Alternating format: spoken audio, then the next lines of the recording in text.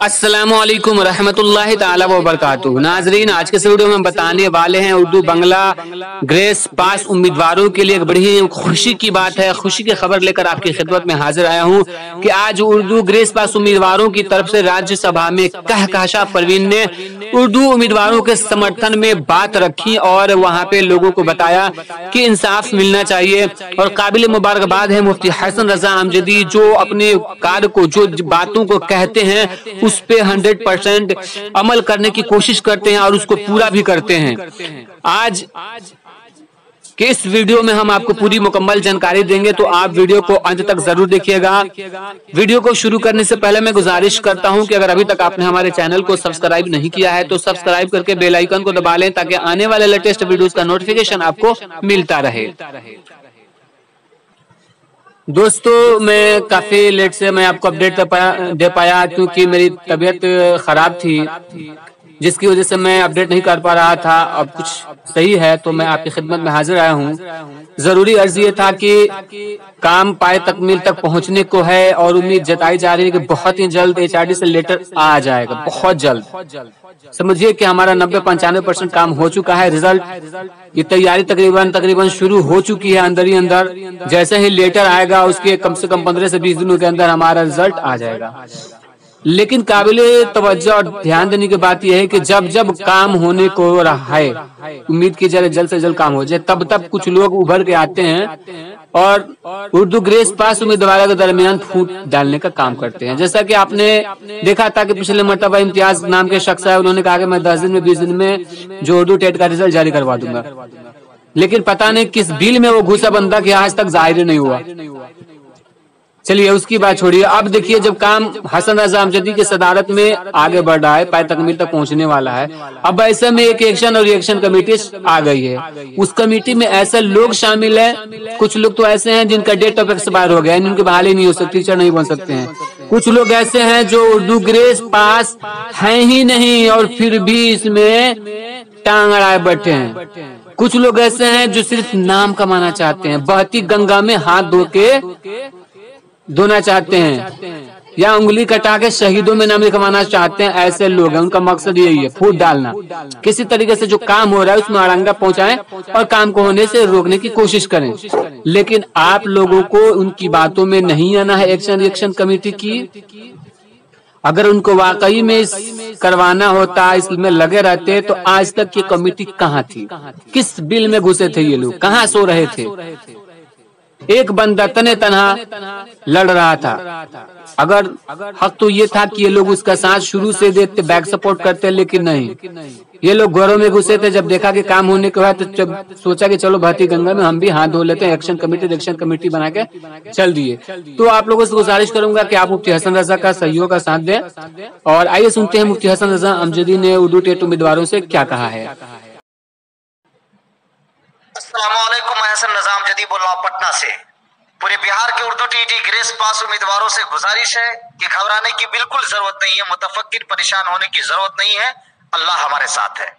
आज मैं खुशी के साथ आप पूरे बिहार के लोगों के सामने मैं इस बात को कहने पे मजबूर हूं कि सुप्रीम कोर्ट के बाद में हम ये सोच भी नहीं सकते थे कि धरना कर लेंगे, हम ये सोच भी नहीं सकते थे कि हम रैली कर पाएंगे, हम ये सोच भी नहीं सकते थे कि शिक्षा मंत्री का घेराव कर पाएंगे, हम ये सोच भी नहीं सकते थे कि भूख हड़ताल कर लेंगे, हम ये सोच भी नहीं सकते थे कि पूरे बिहार के लोगों को, उम्मीदवारों को सड़कों पे लेकर के आ जाएंगे। हम ये सोच भी नहीं सकते थे कि बिहार के हर उर्दू पेपरों में खबर निकलवा पाएंगे। हम ये सोच भी नहीं सकते थे कि बिहार के हर हिंदी पेपरों में खबर निकलवा पाएंगे। हम ये सोच भी नहीं सकते थे कि बिहार के इंग्लिश पेपर में खबर निकलवा पाएंगे। हम ये सोच भी नहीं सकते थे कि हम टीवी पे उर्दू टीईटी के बारे में बोल पाएंगे। हम ये सोच भी नहीं सकते थे कि बिहार न्यूज पे डिबेट में आधा घंटा तक के लगातार उर्दू टीईटी की आवाज सरकार तक के उठा पाएंगे। हम ये सोच भी नहीं सकते थे, हमें ये ख्याल भी नहीं आया था।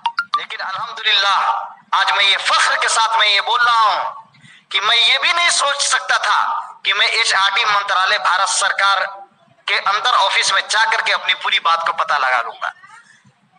आज मैं फख्र के साथ में इस बात को मैं बोल रहा हूं कि मैंने आप लोगों से ये कहा था कि उर्दू टीटी ग्रेस पास उम्मीदवारों की आवाज ये बिहार के उम्मीदवारों, घबराने की जरूरत नहीं है। बिहार में ही नहीं बल्कि दिल्ली की जमीन पे भी उठेगी। और अल्हम्दुलिल्लाह मैंने राज्यसभा और लोकसभा में हम अपनी आवाज को उठवा करके छोड़ेंगे। आज वो डेट आ गया है, आज वो तारीख आ गई है कि गुलाम रसूल बलियावी साहब से मैंने कहा था और गुलाम गौस साहब से मैंने कहा था। गुलाम गौस साहब ने कहा था कि क्या तुम्हारा मंशा है। मैंने उन्हें कहा था कि सर, त्रिपुरा राज्य को जो छूट मिला है वो बिहार सरकार को किसी भी एतबार से, किसी भी ढंग से मिलना चाहिए। और अगर ये छूट और अगर ये रिलीफ और इंसाफ हम बिहार उर्दू टीटी ग्रेस पास उम्मीदवारों के साथ में अगर हुकूमत ने नहीं दिया तो इलेक्शन में हम ईंट से ईंट हुकूमत की बजाने के लिए तैयार हैं। हम चाहे इसके लिए क्यों ना कुछ करना पड़े। हमने जिस दिन गुलाम रसूल बलियावी की आवाज का घेराव किया उसी दिन हम गुलाम गौस के आवाज पे भी हम पहुंचे और लगातार रात में तकरीबन 1.5 से 2 घंटा तक मीटिंग किया। और मैंने ये कहा कि सर, राज्यसभा और लोकसभा में अगर हमारी आवाज उठती है तो यकीन कामिल है कि एचआरडी मानव संसाधन मंत्रालय से हमारा फाइल फौरन आ जाएगा, उसमें कोई वक्त नहीं लग पाएगा। अल्हम्दुलिल्लाह आज मैं फख्र के साथ मैं बोल रहा हूं कि जिस हसन रजा अमजदी ने आपके लोग के सामने ये वादा किया था कि राज्यसभा में उर्दू टीटी ग्रेस पास उम्मीदवारों की आवाज उठवा करके छोड़ेंगे, आज हमने गुलाम रसूल और गुलाम गौस साहब के माध्यम से हमने ये कहा। कहकशां परवीन ने राज्यसभा में पूरी ताकत और पूरी जोर शोर के साथ में उर्दू टीटी ग्रेस पास उम्मीदवारों के मसले के ऊपर में पुरजोर अंदाज में राज्यसभा में आवाज उठाया है और उठाने के साथ साथ अपने पूरे पत्र की जानकारी दिया है। त्रिपुरा के जजमेंट और त्रिपुरा के बारे में पूरी जानकारी देते हुए राज्यसभा के स्पीकर के सामने कहा है कि बिहार को एक छूट चाहिए ताकि वहां पे भारी मात्रा में जो उर्दू टीटी उम्मीदवारों की बहाली नहीं हो पाई है वो बहाली मुकम्मल हो सके। सुन लीजिए, वो खबर भी मैं दे रहा हूं। हसन रजा ये कभी सोच भी नहीं सकता था कि दिल्ली और राज्यसभा में, लोकसभा में आवाज उठवाएगा। अल्हम्दुलिल्लाह मैं फख्र के साथ मैं ये बोल रहा हूं कि जो ये बंदा कहता है वो करता है। बेशक बड़ी खुशी की बात है कि मुफ्ती हसन रजा अमजदी बहुत ही काबिल तारीफ हैं, बड़ी ही मेहनत और जाफरशानी के साथ अपने कार्य को अंजाम दे रहे हैं और देते रहे हैं और इंशाअल्लाह ज़रूर देंगे और काम को पाए तकमील तक पहुंचाएंगे। ये उन्हीं से हम उम्मीद लगा सकते हैं।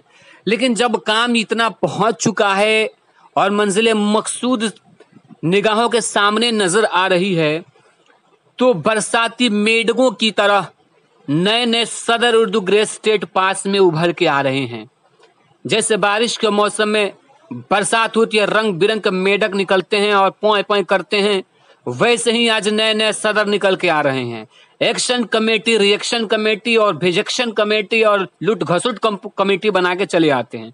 इससे पहले भी मैं आपको बता दूं कि जितने भी यहाँ तक उर्दू का मसला पहुंचा, यही एक्शन और रिएक्शन कमेटी का ही ताल्लुक है। यही लोगों ने पैसा के घोटाला किया, लाखों लाख रुपया खा गए, गबन कर गए, केस पे तवज्जो नहीं दिया, जिसकी वजह से ये सुप्रीम कोर्ट और हाई कोर्ट में उर्दू उम्मीदवारों की हार हुई थी। यही एक्शन और रिएक्शन कमेटी ने घोटाला कर दिया, पैसों को खा गए, मौज मस्ती की, पार्टियां की, अय्याशी कर लिए और उस पैसों को सब खा कर हड़प गए। यही वजह है कि आज इंसाफ नहीं मिला।